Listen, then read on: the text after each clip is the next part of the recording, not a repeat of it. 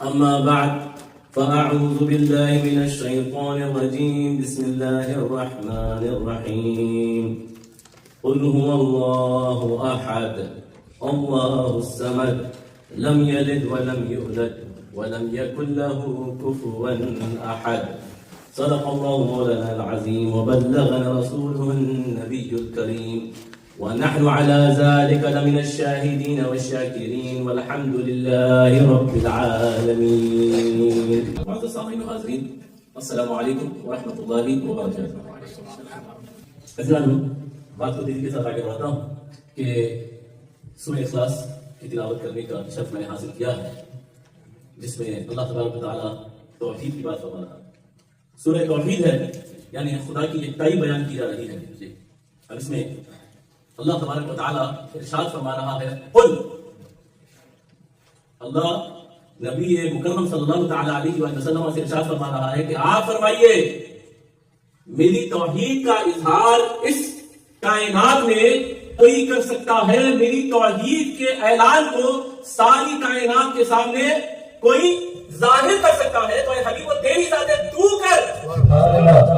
یہاں پہ خدا خود اعلان نہیں فرما رہا اپنی توحید کا، اپنی بڑائی کا، اپنی یکتائی کا، بلکہ اللہ تبارک و تعالیٰ اپنے محبوب کو حکم دے رہا ہے، آپ فرمائیے قل هو اللہ احد، کہ وہ اللہ یکتا ہے، وہ ایک ہے. اللہ الصمد، آپ فرمائیے کہ اللہ بے نیاز ہے. آپ فرمائیے لم یلد ولم یولد، کہ نہ اس کی کوئی اولاد ہے، نہ اسے کسی نے جنا ہے، نہ اس نے کسی کو جنا ہے. اور پھر اس کے بعد اللہ تبارک و تعالیٰ ارشاد فرماتا ہے وَلَمْ يَكُنْ لَهُ كُفُوًا أَحَدٌ، کہ اس کا کوئی ہمسر نہیں ہے. آپ فرمائیے، آپ اعلان کیجئے. تو معلوم یہ ہوا کہ توحید ہمیں سمجھ میں مصطفیٰ کے طفیل میں آئے، یعنی خدا اپنی توحید کا اظہار بھی اپنے حبیب کے ذریعے کرواتا ہے.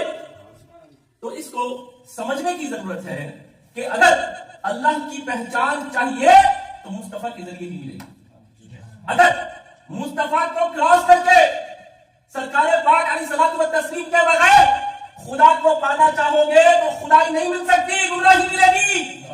اگر خدائی کو پانا چاہتے ہو تو مصطفیٰ کے تھرو جانا پڑے، رسول پاک کے صدقے سے خدا کی معرفت حاصل ہوگی.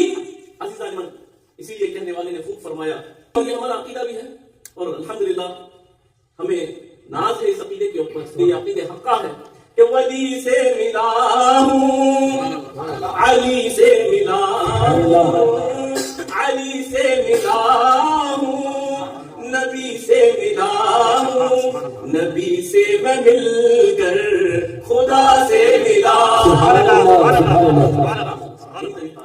اس کے علاوہ کوئی طریقہ نہیں.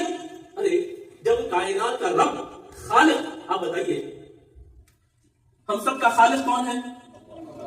ہم سب کا مالک کون ہے؟ ہم سب کا پالنہار کون ہے؟ علیم و خبیر کون ہے؟ بصیر کون ہے؟ متکلم کون ہے؟ سمیع کون ہے؟ حقیقت میں حی کون ہے؟ زندہ کون ہے؟ آپ بتائیے. یہی تعلیم تو 1450 سال سے اولیاء اللہ کے ذریعے اس دنیا کو مل رہی ہے. وہ جو عقیدہ حقہ پیغام زن بزرگان دین مضبوطی کے ساتھ قائم رہے ہیں، انہی کی تو تعلیمات کا صدقہ ہے کہ یہ جو توحید صحیح معنی میں ہمارے سامنے آئی ہے، یہ اولیاء ہی کا تو صدقہ ہے. اچھا، ایک اور بات کہ نہیں بھائی، وہ آپ یہ بتائیے، یہ جو ہے اللہ والوں کا ذکر بہت ہوتا ہے، اللہ والوں کا ذکر ان محافل میں زیادہ ہوتا ہے، یعنی کہ اولیاء اللہ کا، بزرگان دین کا.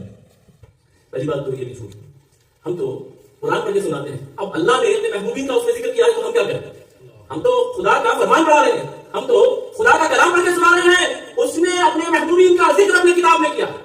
اب اہدنا الصراط المستقیم کیا ہے اس کا مطلب؟ اہدنا الصراط المستقیم، ٹھیک ہے. اس کے بعد کیا اللہ تبارک و تعالیٰ فرماتا ہے؟ اتنا کو سبھی جانتے ہیں ماشاءاللہ. اہدنا الصراط المستقیم، سیدھی راہ. اب اس کے بعد صراط الذین، اس راستے پہ چلا جو قرآن والا راستہ ہے. اللہ یہ فرمایا سنت والا راستہ ہے. اللہ کیا فرما رہا ہے؟ صراط الذین انعمت علیہم، اس راستے پہ چلا جس راستے پہ تیرا انعام ہے. صراط الذین انعمت علیہم، اور پھر اللہ تبارک و تعالیٰ ہی، یہ تو ایسی یعنی اس تفسیر سے بہتر اور تفسیر کیا ہو سکتی ہے کہ قرآن کی تفسیر قرآن کے ذریعے ہو، قرآن کی تفسیر قرآن کے ذریعے ہو. خدا دوسرے مقام پہ اس بات کو واضح فرماتا ہے انعم اللہ علیہ من النبیین والصدیقین والشہداء والصالحین، کہ کون سا راستہ؟ جو اولیاء کا راستہ ہے، جو صدیقین کا راستہ ہے، جو صالحین کا راستہ ہے، جو شہداء کا راستہ ہے. کیا اللہ فرمایا کیا صراط الذین، قرآن کے راستے پہ چلا فرمایا، سنتوں کے راستے پہ چلا بولا. کیا فرمایا؟ وہ راستہ جس میں انعام کیا گیا، کس کا راستہ ہے؟ وہ شہداء کا، اولیاء کا، صالحین کا ہے یا نہیں؟ اب بات یہ ہے کہ یہ جو صالحین ہے، یہ جو شہداء ہیں، یہ سب انبیاء ہیں، یہ کس راستے پہ چلتے ہیں؟ وہ قرآن کے راستے پہ چلتے ہیں. صالحین کس کے راستے پہ چلتے ہیں؟ نبی مکرم کی سنتوں کے راستے پہ ہی چلتے ہیں. تو معلوم یہ ہوا خدا خود ہم کو یہ ترغیب دے رہا ہے کہ اللہ والوں کے راستے پہ چلو، اللہ والوں کے راستے پہ چلو.